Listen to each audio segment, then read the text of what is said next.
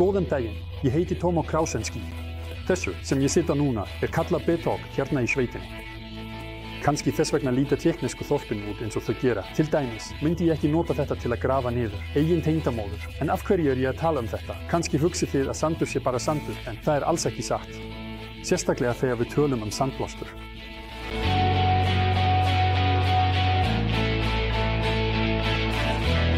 Svona hrúga freistandi.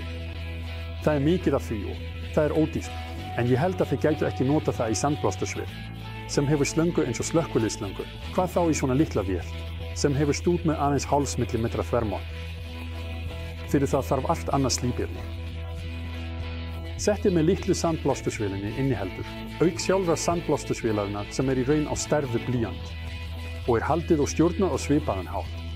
Einnig 2 metra langa þrýstislöngu og svona festingar sem þú getur skrúfað yfir vinnusvæðið og sett sandblásturspistili í þegar þú ekki að nota hann. Þá finnur þú einnig öndunargrímu í pakkanum, svo mjög einfalt.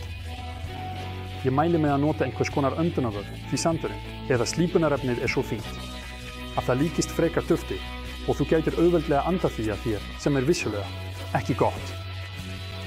Til að ég gleymi ekki, þá inniheldur sandblástursettið svona byrjunasett af slípunarefni. Það 150 grömm leið og þetta sett klárast hjá þér ekkert mál að kaupa meira, til dæmis í kílóum. Ég kalla það kíló fyrir kíló því þetta kíló af slípunarefni kostar það bil 100 krónur. Sjálfur hef ég smá reynslu af svona innspýtingasandblásturspistli sem nú þegar hentugur fyrir meðalstór verkefni.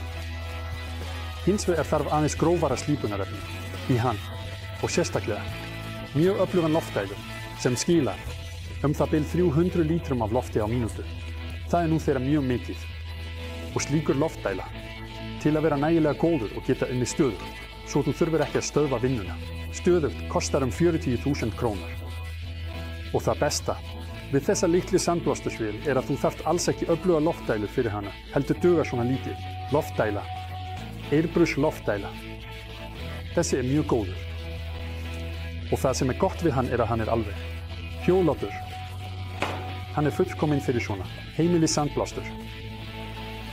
Fyrir vinnu með litlu sandblástursvélina getur við auðvitað líka nota stóra verkstæðisloftdælu. Bara passaðu þig, þú verður að minnka þrýstingin, niður í mest 4 og hálft, bar.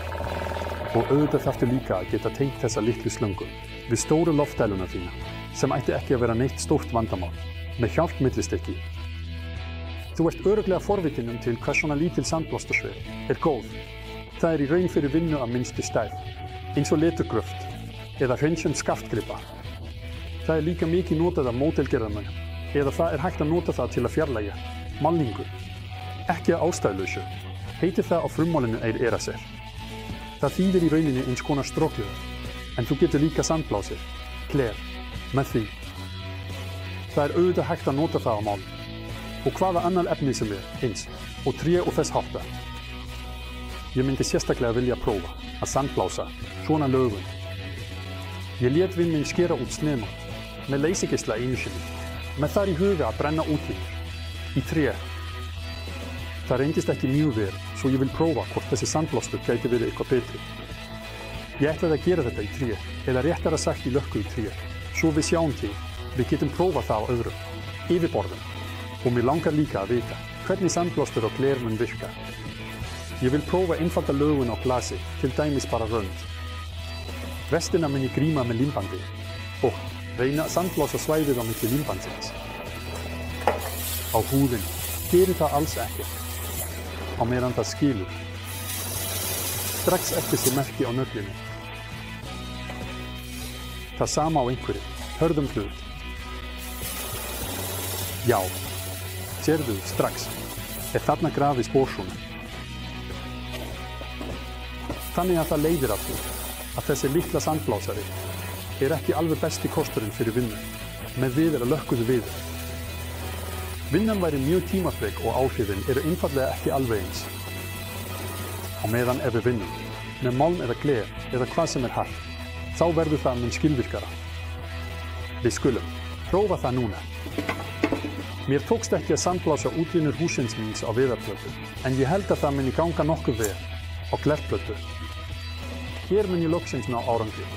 Þetta í rauninni sama tækni og notuð til að sandblása bílagerð. Við getum fest sniðmáttið á glerið með tvíhliða límbandi og þá getum við byrjað að sandblása.